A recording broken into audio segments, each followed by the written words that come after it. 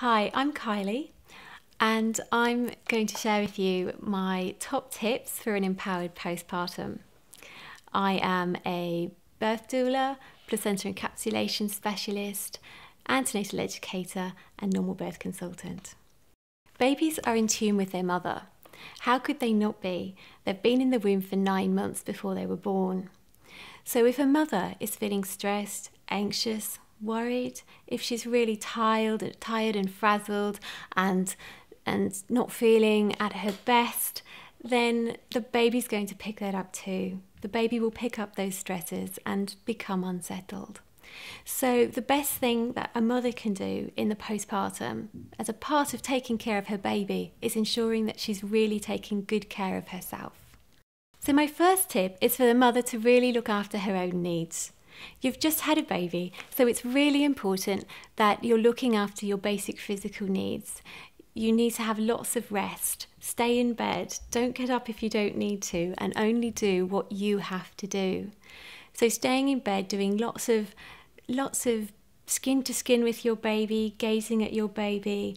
If you're breastfeeding, lots of breastfeeding your baby on demand. So really getting lots of rest and sleeping when your baby sleeps. Making sure that you're getting some really good nutritious food into you and lots of hydrating fluids. Particularly those are important for your recovery, but also really important if you're breastfeeding. You need all of those nutrients and lots of hydration to be able to produce lots of milk for your baby. My second tip for the postpartum is to organise some regular, reliable and practical support. So we're talking about support by the way of people who can do the things in your household, maybe with your older children, things that you don't have to do yourself, the things that other people can do for you. So the people we're talking about here are your friends and family, and it might even be someone like a postpartum doula who could come in and do some hours with you each week. So having these people lined up so they can take care of things like the cleaning, they can deliver meals, they can do all of the things you don't need to do. And that brings me to my third tip, which is about organising a postpartum rota and organising it before you have your baby. You might want to organise the rota yourself, or you might have someone, a close friend or a close family member who might want to organise it for you. And what that involves is getting in touch with all the people who are going to want to visit you and do things for you and see you and your baby after your baby's arrived, and arranging a rota for a few weeks where people can deliver food. So make meals for you, and they can come by and do a little bit of cleaning for you, and they might be able to do the school run with the older children. So thinking about all those practical things, because those people want to see you and they want to see your baby, and they're also going to want to help you. And in the postpartum, it's really important that you're spending lots of time bonding with your baby and resting, and these people who care about you a lot will be able to do lots for you on your rota to help you have an easier postpartum. My fourth tip is about visitors.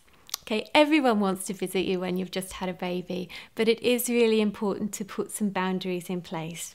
That's because when you have visitors coming into your house, you want to entertain them. You feel like you have to be there, you have to offer them cups of teas and biscuits and entertain them, and you've just had a baby, and you want what we really want is people to be looking after you and taking care of you, not you caring for other people. So it's really important to put some boundaries on visitors. Have a think about how many visitors you want and when to have them. And also another way of managing visitors, particularly if you've got a lot of people who want to come and visit, is build them into your rota so that if they're coming, they're going to be doing something useful for you and helping you out and making it an easier postpartum. The other thing too is if you do have visitors coming, and even just generally in your postpartum, don't get out of your robe, stay in your pyjamas, and because that just says that you're someone to be looked after and cared for.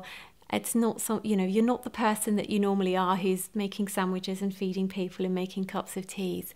So that can just help to make that distinction between you being someone to be looked after at the moment. My last tip is about the very early postpartum, the first few days leading into the next few weeks. In 3 days after you have given birth, your hormone levels have dropped back down to what they were pre-pregnancy. And that is a massive shift in hormone levels, because right throughout your pregnancy, those hormone levels have been building and they've been getting higher and higher. And during your pregnancy, the placenta has taken over producing the hormones, and it's storing a lot of those hormones. So at the moment of birth, you lose a lot of your hormone store, and 3 days later, you're back to your pre-pregnancy levels. So I really encourage mothers to seriously consider placenta encapsulation as a really proactive thing that they can do. It's easy and proactive, and it can make a huge difference in the postpartum recovery. Because the placenta is really high in hormones, if you're taking it in capsule form, it's topping up your hormones in the early postpartum, and that can make a big difference. It's usually around the 3rd day of postpartum that mums start to feel weepy and a little more unsettled and unbalanced, and it's just when mums start to say they're feeling like they're getting the baby blues, they're feeling bluesy, the milk's coming in, and everything starts to feel a little bit much and a bit overwhelming. It's around this time that the placenta capsules can really make a big difference. So it's something that I really encourage all mums to consider, and if it makes the mum's time in the postpartum much easier and more manageable, it also has the same effect on the baby. The baby is more settled, and then the whole household is more settled because everyone's happy.